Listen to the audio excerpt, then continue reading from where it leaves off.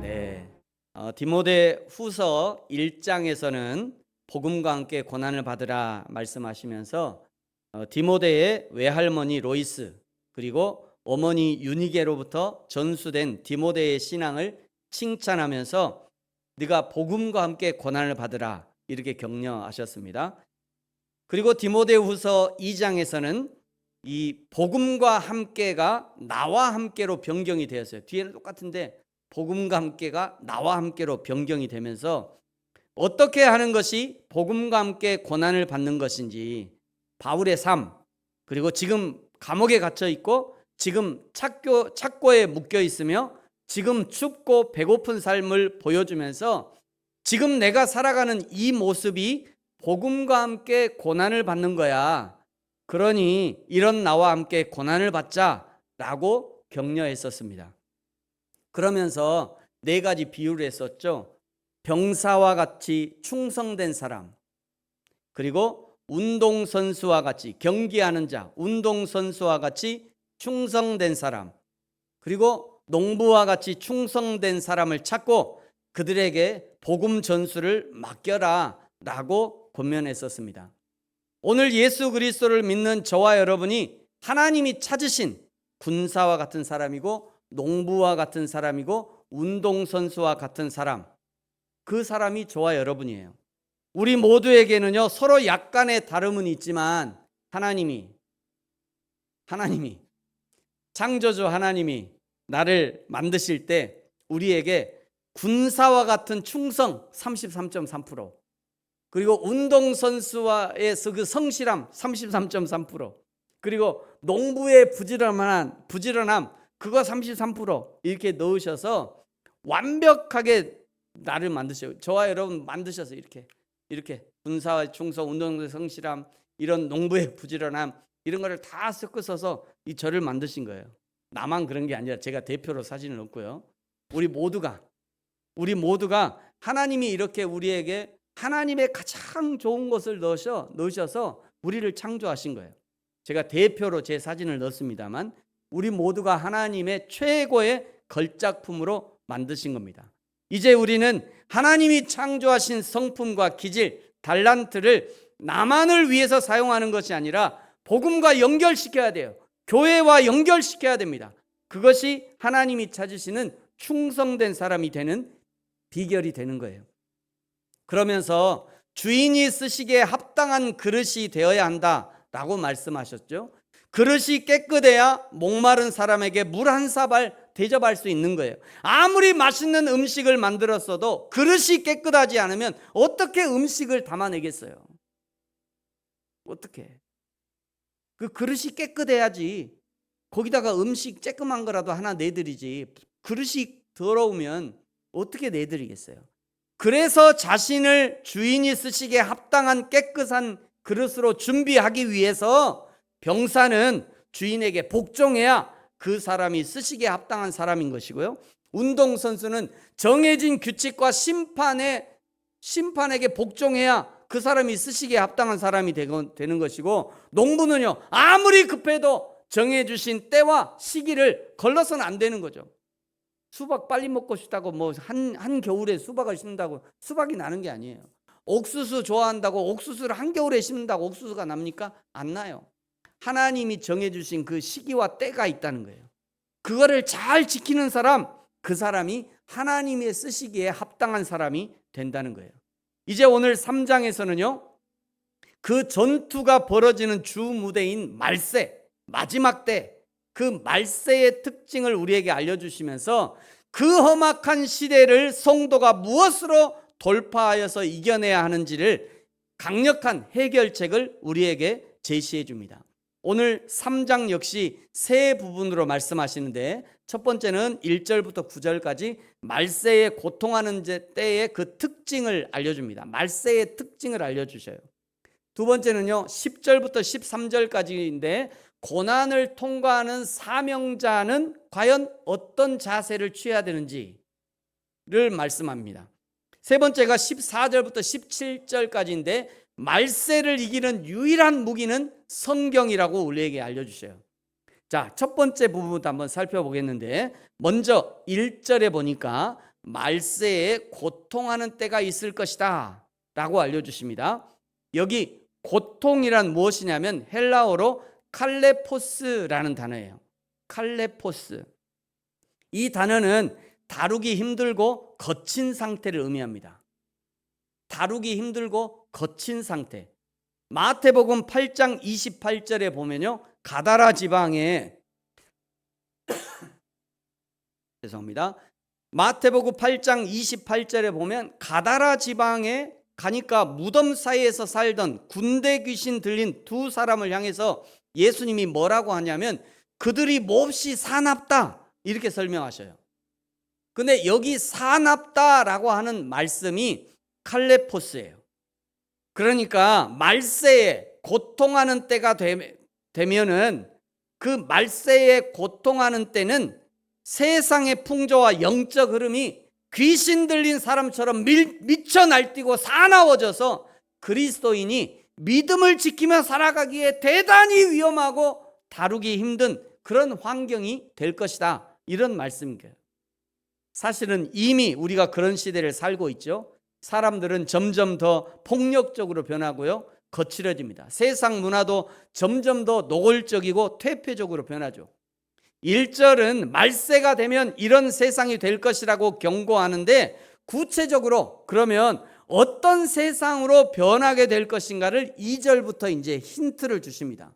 2절부터 우리에게 알려주시는 거예요. 자, 첫 번째는요, 말세에 사람들은 잘못된 사랑의 대상을 선택합니다. 잘못된 사랑의 대상을 선택해요. 크게 세 가지를 잘못된 사랑을 선택하는데 2절에 보니까 자기를 사랑한대요. 이 자기를 사랑하는 것도요, 말세의 징조예요. 자기를 심각하게 사랑하는 거죠. 자기 사랑이 너무 심각해. 이게 이제 말세의 증상이에요. 2절은 자기를 사랑하고 그 다음에 돈을 사랑한대요. 4절에 쾌락 사랑하기를 하나님 사랑하는 것보다 더한대요. 이 세 가지를 잘못 선택하는 거죠. 두 번째는요, 말세에는 관계가 파괴됩니다. 2절부터 다시 보시면 자랑하고요, 교만하고요, 자랑하고 교만하고 비방합니다. 부모를 거역해요. 우리 청소년들은 잘 들어야 돼요. 내가 막 우리 엄마 아빠한테 거역하고 싶잖아. 그게 이제 말세의 증상이에요. 내가 막 그런 마음이 들잖아. 그러면 주의해야 돼. 장주원 어디 갔지? 허리가 아파서. 네, 이해합니다. 어제 사고가 났어요. 이해합니다. 가만히 누워 계세요. 말세가 되면 자랑하고요, 교만하고요, 비방하고요, 부모를 거역해요. 감사하지 않는데요. 그리고 거룩하지 않는데요. 3절에 무정해집니다. 원통함을 풀지 않아요. 모함하고요, 절제하지 못하고요, 사납게 되고요, 선한 것을 좋아하지 않습니다. 4절에 배신하고 조급하고 자만한데요. 그러니 관계를 맺을 수가 없어요. 맺어진 관계도 깨지는 거죠. 조급하니까 좀 기다려줘야 되는데, 관계를 맺으려면 기다려주고 나를 좀 이렇게 교만하지 말아야 되고 배신하지 말아야 되는데, 이게 너무 일상다반사야. 그러니 관계를 맺을 수 없는 거죠. 그러니 관계를 맺을 수 없고 맺어진 관계도 깨어지는 거예요. 하나님을 잃은 인간성이 얼마나 파괴되어져 가는지를 보여주는 거죠. 세 번째는요, 말세에는 종교적 위선에 빠지게 됩니다. 5절에 보니까 경건의 모양은 있으나 경건의 능력은 부인한대요. 이들은 아예 교회를 안 다니는 사람들이 아닙니다. 종교적인 형식과 직분, 겉모양은 갖추고 있지만 삶을 변화시키고 죄를 끊어내고 자기를 희생하는 실제적인 말씀의 힘, 능력은 거부하는 위선자들이에요. 네 번째는요, 말세에는 8절에 보면 얀네와 얀브레 같은 대적자들이 일어난 것입니다. 모세를 대적했던 애굽의 마술사들처럼 이 사람들은 어리석은 여자들, 여기 어리석은 여자라는 것은 실제 성별로서의 여자를 말하는 것이 아니라 거짓 교사들의 영적, 도덕적 가짜 뉴스에 가장 취약했던 부류의 사람들을 가리키는 거예요. 목회적 배경이 담긴 표현이죠. 가만 보니까 여러분, 신천지에 누가 잘 빠져요? 교회 열심히 다니는 사람이 신천지에 빠져요? 교회 잘 안 다니는 사람이 신천지 빠져요? 교회 잘 다니는 사람이 신천지 빠집니다. 교회 열심히 있는 사람이 신천지 빠져요. 신천지에 안 빠지는 분은 교회 별로 안 다니. 교회 잘 안 다니는 사람은 신천지에 빠질 일이 별로 없어. 왜? 그 사람들은 신천지가 그 타켓에 안 들어와. 교회를 열심히 다니는 사람들이 신천지에 빠져요. 왜 그래? 똑같은 거예요. 여기 어리석은 여자들, 거짓 교사들의 영적 도덕적 가짜 뉴스. 그러니까 이 교회 열심히 다니는 사람들이 그냥 호기심만 잔뜩 있어. 호기심만 있으니까 그 호기심을 막 자극하잖아요. 그래서 신천지에 빠지는 거예요. 이 사람들은요, 죄와 욕심에 이끌리고, 그러니 7절에 보니까 항상 배우지만 진리에 이르지 못한대요.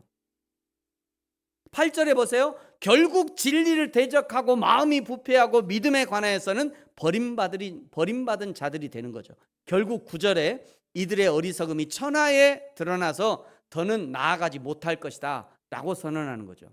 여러분, 이 네 가지가 말세의 특징이라고 할 수 있는데, 여러분 어떻습니까? 우리 주위에 또는 나 자신에게 발견되는 그런 말세의 특징은 없습니까? 만약 발견되다면 화들짝 놀라야 돼요. 화들짝 놀라야 정상인데, 오늘 저 네 가지 제가 지금 설명했는데 저 네 가지 중에 하나라도 나에게 있으면 오메 깜짝이야, 이런 게 나에게 있었다고? 막 화들짝 놀라야 되는데, 그런데 말세가 가까울수록요 별로 놀라지 않아요. 별로 놀라지 않아요. 그런 거 갖고 뭐. 왜 그러냐면 나만 그런가? 다른 사람도 똑같아. 나만 그런 거 아니야. 다른 사람 다 똑같아. 뭐 요즘 세상에 그 정도는 기본이지. 종교적 위선이 들통나도 헌금 잘하면 봐주고, 우리 교회 중직자라 봐주고, 우리 목사님이라 봐주고, 뭐 목사님이 성추행을 해도 우리 목사님이니까 봐주고, 목사님이 돈을 가로채도 목사님이니까 봐주고, 우리 목사님 설교 잘하니까 봐주고, 잘생겼으니까 봐주고, 머리도 없는데 목사님 봐주자 뭐 이러고 봐주고, 응? 가까운 친척이라 봐주고, 고향 사람이라 봐주고, 다 봐줘. 그러다 서로 망하는 거예요. 말세. 그러다가 여러분은 혹시라도 우리 부르심 교회에 이런 말세적인 증상이 발견되거든 뒤도 돌아보지 말고 도망가세요. 뒤도 돌아보지 말고. 조현철 목사를 여러분이 잘 살피다가 우리 목사님이 어디 돈을 막 허투루 쓰는데, 우리 목사님 돈을 좀 빼내 막 이게 뒤로 돌리고 막 이런 게 발견되잖아요. 뒤도 돌아보지 말고 여러분 다른 교회로 가세요. 도망가세요. 이게 말세의 증상이에요. 뿐만 아니라 나 자신에게서도 이런 증상이 나타나지 않도록 특별히 주의하셔야 돼요. 어떻게 하면 나에게 이런 말세의 증상이 나타나지 않도록 예방할 것인가? 첫 번째는요, 사랑의 우선순위를 점검하셔야 합니다. 말세의 모든 타락은 위에서 확인했듯이 사랑의 대상이 뒤틀리는 데부터 시작해요. 하나님을 최우선으로 사랑해야 되는데 어느 순간에 하나님은 뒷방 노인 취급하는 거예요. 하나님을 뒷방 노인 취급해요. 그리고 거기서부터 말세에 시작되는 거예요. 하나님은 더 이상 나한테 말하지 마. 가만히 거기 계세요. 내가 믿어는 줄 테니까 가만히 계세요. 내가 성경은 믿어줄 테니까 성경 안에 가만히 계세요. 자크 딱 닫고, 자크 딱 하면 거기 가만히 계세요. 내가 알아서 할 테니까 가만히 계세요. 자크 딱 닫아. 사랑의 대상이 뒤틀리는 데서부터 말세의 증상이 시작되는 거예요. 이런 하나님을 향한 나의 사랑은 온전한가를 여러분 점검하셔야 합니다. 둘째는요, 말씀의 거울 앞에 늘 서야 합니다. 경건의 모양, 예배 참석에 직분도 있어, 종교적 언어 사랑합니다, 감사합니다, 축복합니다, 이거는 아주 잘해. 응? 그거는 잘하는데 경건의 능력, 정작 내 삶을 변화시키고 죄를 끊어내는 이 경건의 능력은 잃어버리는 위선이 나에게 없는지 점검하셔야 돼요. 여러분 스스로 말씀을 읽으십시오. 주일에 한번 교회 와서 그때만 성경 한 구절 읽으면 곤란해요. 여러분 스스로 성경을 읽으셔야 돼요. 스스로. 공적인 예배에 잘 참석하십시오. 공적인 예배. 정기적인 기도의 시간을 가지시기 바랍니다. 여러분, 이것이 말씀의 거울 앞에 서는 방법이 돼요. 세 번째는요, 적극적인 감사로 관계의 부패를 막아야 합니다. 말세의 특징인 비방하고 무정하고 원통함을 풀지 않고 사나움 등은 그 내면의 은혜가 고갈될 때 나타나는, 그 은혜가 고갈되면 내 안에 썩어요. 썩으니까 그 썩어서 흘러나오는 거예요. 무정함이 흘러나오고 막 비방이 내 속에 썩었다는 얘기예요. 그건 내 속이 썩으니까 막 비방이 흘러나오고 무정함이 흘러나오고요. 그냥 원통을 풀지 않고 사납고 막 이게 막 흘러나와. 속이 썩었으니까. 그런 증상이에요. 특별히 2절에요. 바울이 감사하지 않는다라고 거기 있죠. 2절에. 감사가 사라지면 관계가 파괴됩니다. 감사를 교육하는 제가 좋아하는 김지원 선생님의 조회 시간 잘 들어보세요. 이 PC에서 소리가 나야 되는데, 자, 김지원 선생님 부평초등학교 3학년 1반인가 선생님이에요. 잘 들어보세요. 선생님이 볼 때 여러분이 이거를 좀 잘 지켜줬으면 하는 게 세 가지 있어요. 첫 번째는 감사합니다 좀 많이 말했으면 좋겠어. 예를 들어 여러분이 손이 다쳐서 선생님 여기 까졌어요 하면 선생님한테 오잖아. 밴드 붙여주잖아. 선생님이 밴드 붙여주고 그냥 들어가요. 어떻게 해야 돼? 감사합니다. 급식 받을 때도 뭐라고 말씀드려야 돼? 감사합니다. 그리고 선생님이 축하해 이렇게 얘기해주면 어떻게 해야 돼? 칭찬해주고 축하해줬을 때 네 이러고 끝내지 말라고 했죠. 감사합니다를 꼭 이야기했으면 좋겠어. 그리고 두 번째는 그 선생님 말을 전달할 때 있잖아. 선생님이 그렇게 말했어 아니고 말씀하셨어. 그리고 마지막은 예 아니오로 여러분이 대답할 때가 있잖아요. 그때 고개를 끄덕거리지 않아요. 뭐뭐 했어요? 그러면 이렇게 안 하고 이거 대신 뭐라고 얘기해야 돼? 네. 그리고 이거 대신 뭐라고 해야 돼? 아니요 라고. 어른이 이야기하는데 고개를 가만히 끄덕거리고 이렇게 도리도리하고, 이거는 예절이 아닌 거야. 알겠어? 아시겠죠? 부평초등학교 제가 굉장히 좋아하는 원쌤. 초등학교에서 이렇게 가르쳐요. 초등학교에서. 여러분, 끄덕끄덕 도리도리 안 됩니다. 또 한 가지 있어요. 침묵, 잠수 이런 거 하지 마세요. 적극적으로 감사합니다. 예, 아니요. 정확하게 자신의 감정과 의사를 밝히는 연습이 필요해요. 또 그것을 실천해야 됩니다. 사랑하는 성도 여러분, 종말의 때, 말세의 때를 살아가는 우리는 경건의 모양을 버리고 경건의 능력을 구해야 됩니다. 내 신앙이 종교적 형식에만 머물러 있는지 돌아봐야 돼요. 삶의 현장에서 죄를 거절하고 손해를 보더라도 정직을 선택하고 원통함을 풀고 용서는 실제적인 삶의 변화, 그것이 경건의 능력이죠. 그 경건의 능력이 나타나도록 성령의 도우심을 구해야 됩니다. 두 번째 단락은요, 10절부터 13절까지인데 고난을 통과하는 사명자의 자세에 대해서 말씀합니다. 바울은 타락해 가는 세상 속에서 디모데가 걸어왔고 앞으로 걸어가야 할 길을 대조하면서 보여줘요. 먼저 10절과 11절은 바울의 본을 따라서 지금까지 디모데가 걸어왔던 길이 어떤 길이었나, 그것이 10절과 11절입니다. 10절을 보십시오. 나의 교훈과 행함과 의향과 믿음과 오래 참음과 사랑과 인내와 박해를 받음과 고난과 또한 안디옥과 이고니온과 루스라에서 당한 일과 어떠한 박해를 받은 것을 네가 과연 보고 알았다. 누가 알았다는 거예요? 디모데가 알았다는 거예요.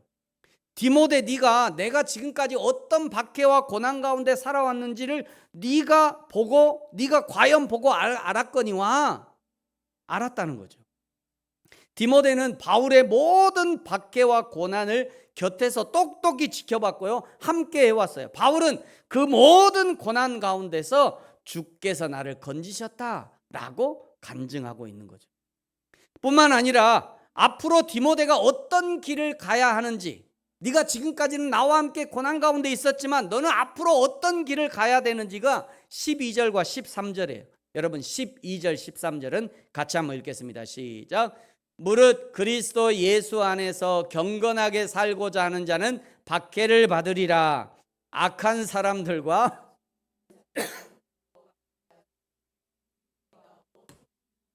아멘. 여기 악한 사람들과 속이는 자들은 더욱 악해져서 속이기도 하고 속기도 한대요. 뭐 속이는 사람이 자기만 속이는 거 아닙니다. 그 속이기를 잘하는 사람이 속기도 잘해. 그 얘기하는 거죠. 속이기도 하고 속기도 한다. 그러나 예수 안에서 타협하지 않고 경건하게 살아가는 자는 그러나 예수 안에서 경건하게 살고자 하는 자는 고난을 피할 수 없는 훈장, 별이 5개, 고난이라고 하는 훈장을 받게 된다는 거예요. 받을 수밖에 없다는 거예요. 네가 경건하게 살고자 하면 당연히 고난을 받을 것이다, 이런 말씀을 하는 거죠. 진리를 타협하지도 않고 경건한 삶을 살려고 나는 힘쓰는데, 그런데 나의 삶에는 고난이 없어. 나는 진리를 결코 타협하지도 않고 나는 평소에 늘 경건하게 살려고 하는데, 그런데 나의 삶에는 고난이 없다? 그렇다면 그것은 진리를 타협하지 않는다고 말하지만 너무도 자연스럽게 습관화된 타협을 하고 있는지 살펴봐야 됩니다. 나도 모르는 사이에 습관화된 타협을 하고 있지 않는지 그거 살펴봐야 돼요. 경건한 삶을 산다고 주장은 하지만 그러나 자기도 모르게 오염된 경건 속에 있을 확률이 심히 높아요. 그러니까 오염된 경건 속에 있으니까 나는 늘 경건해, 난 늘 경건해. 자기가 이미 오염된 그 속에 있으면서 나는 경건해, 그렇게 있는 거예요. 그걸 자기가 살펴봐야 돼요. 이런 사람들은요, 교회를 다니면서도 항상 자기 이득을 최우선으로 생각하고 그 이득을 위해서 예수님의 이름, 하나님의 이름, 그리고 자기 신앙을 팔아먹는 그런 사람들인 거죠. 이런 사람들이 5절에 말씀하신 경건의 모양은 있으나 경건의 능력은 없는 사람들인 거예요. 사랑하는 성도 여러분, 진리를 위해 고난받는 것을 두려워하지 마시기 바랍니다. 경건한 삶을 위해서 나의 경건한 생활을 방해하는 요소를 끊어내는 것을 두려워하지 마십시오. 게으름을 벗어버려야 합니다. 나 중심의 삶을 벗어버리셔야 돼요. 경건치 않은 것을 끊어내면 그 자리에 경건의 습관이 채워질 거예요. 비진리를 걷어내면 거기에 하나님의 진리가 자리 잡게 될 겁니다. 그러면서 나의 삶이 점점 예수님을 닮아가는 참 신앙으로 변화되어져 가는 거죠. 마지막 세 번째 단락은 말세를 이기는 유일한 무기가 성경이라는 것을 이제 논증하는데, 바울이 낙심할 수밖에 없는 말세의 환경 속에서 디모데에게 주는 최종 처방전입니다. 첫 번째는요, 배우고 확신한 일에 거하래요. 자, 14절 15절은 같이 한번 읽겠습니다. 시작. 그러나 너는 배우고 확신한 일에 거하라. 너는 내가 누구에게서 배운 것을 알며 또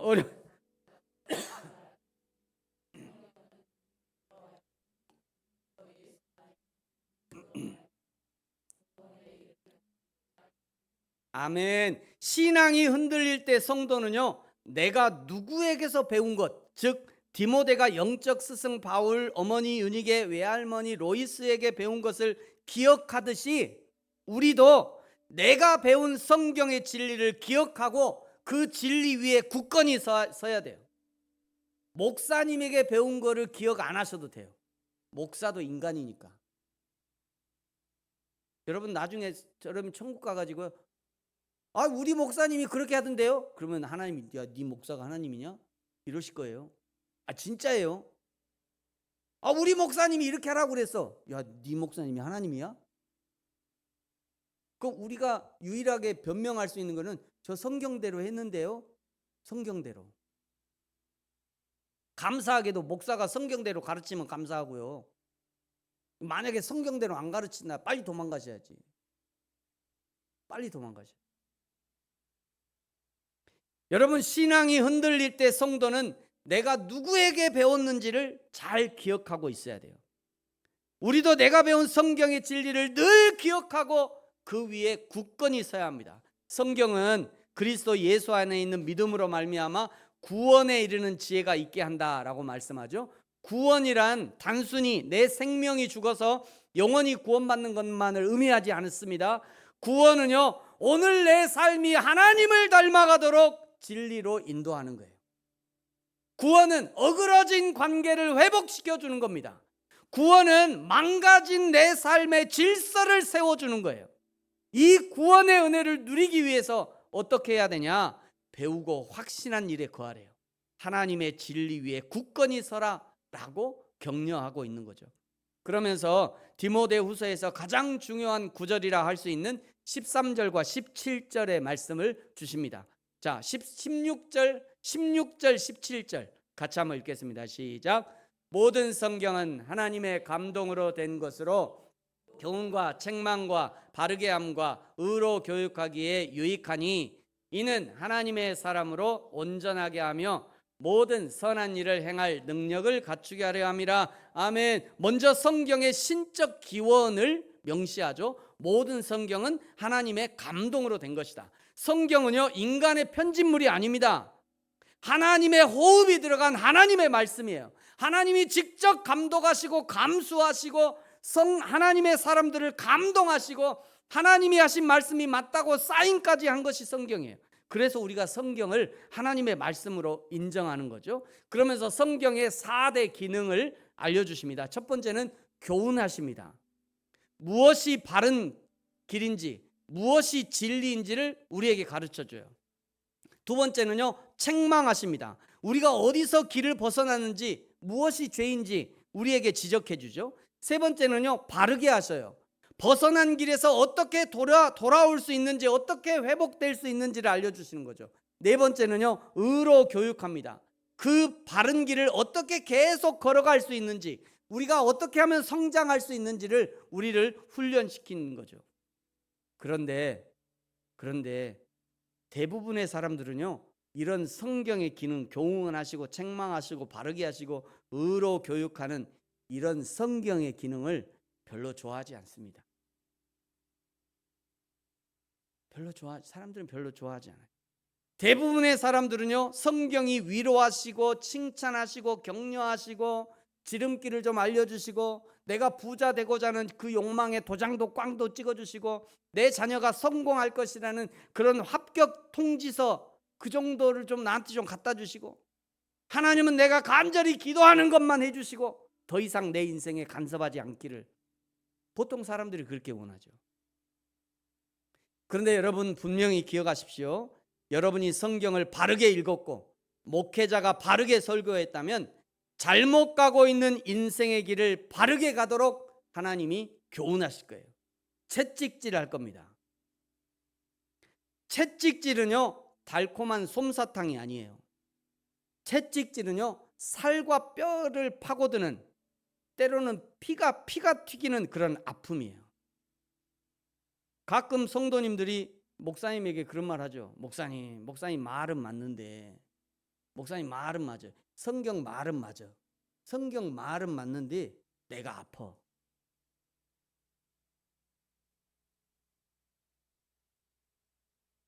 목사님 말은 다 맞아. 성경 말도 다 맞은데 근데 내가 아파. 아프니까 채찍이에요. 아프니까 교훈이죠. 아프니까. 여러분이 성경을 바르게 읽었고 목회자가 설교를 바르게 했다면 내가 어디서부터 죄로 치우쳤는지 그 부분을 알려주시고 책망하실 거예요. 여러분이 성경을 바르게 읽었고 목회자가 바르게 설교했다면 어떻게 하면 죄의 길에서 회개하고 돌이킬 수 있는지를 알게 하실 겁니다. 분명히 알게 하셔요. 여러분이 성경을 바르게 읽었고 목회자가 바르게 설교하고 바르게 가르쳤다면 어떻게 하면 바른 길로 계속 갈 수 있는지, 어떻게 하면 나의 신앙이 하나님이 기뻐하시는 모습으로 성장할 수 있는지를 알게 하셨을 거예요.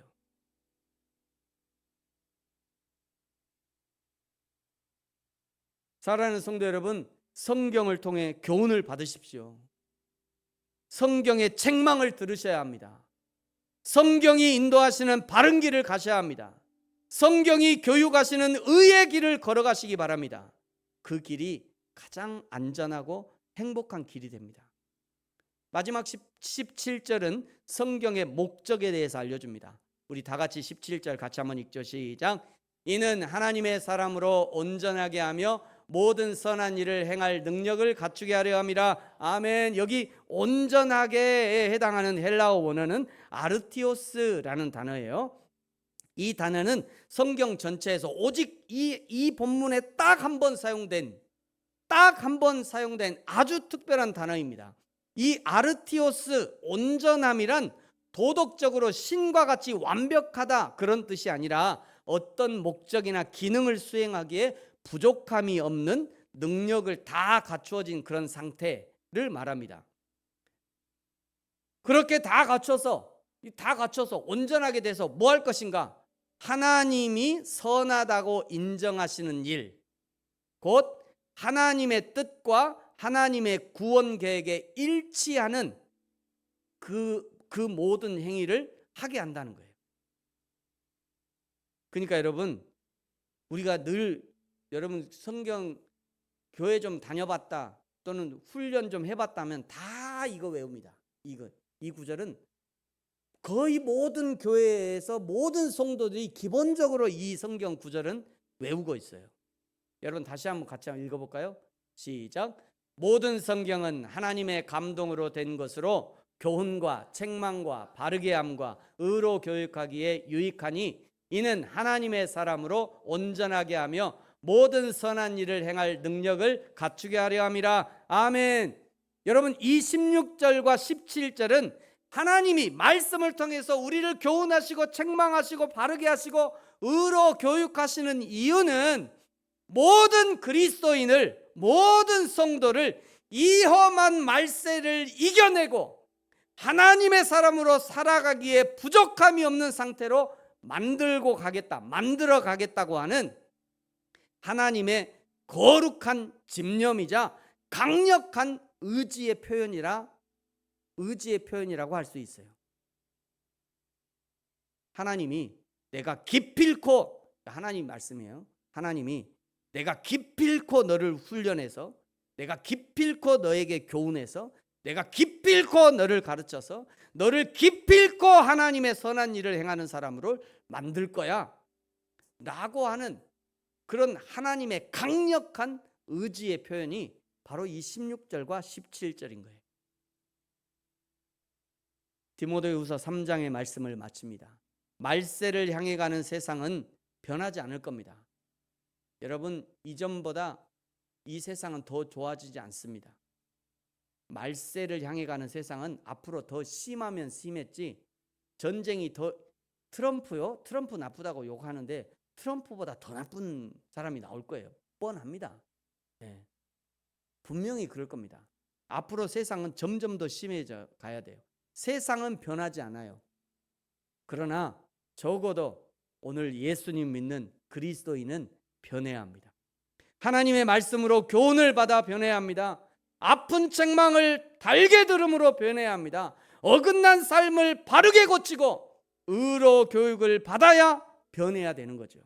그리하여 이 악한 세대 속에서 하나님의 사람으로 온전하게 세워지고 하나님이 기뻐하시는 모든 선한 일, 나도 구원받고 구원이 필요한 사람들에게 구원의 복음을 전달하는 그런 귀한 도구로 쓰임받는 저와 여러분이 되어지기를 예수님의 이름으로 축복합니다. 기도하겠습니다. 우리 같이 한번 기도하죠.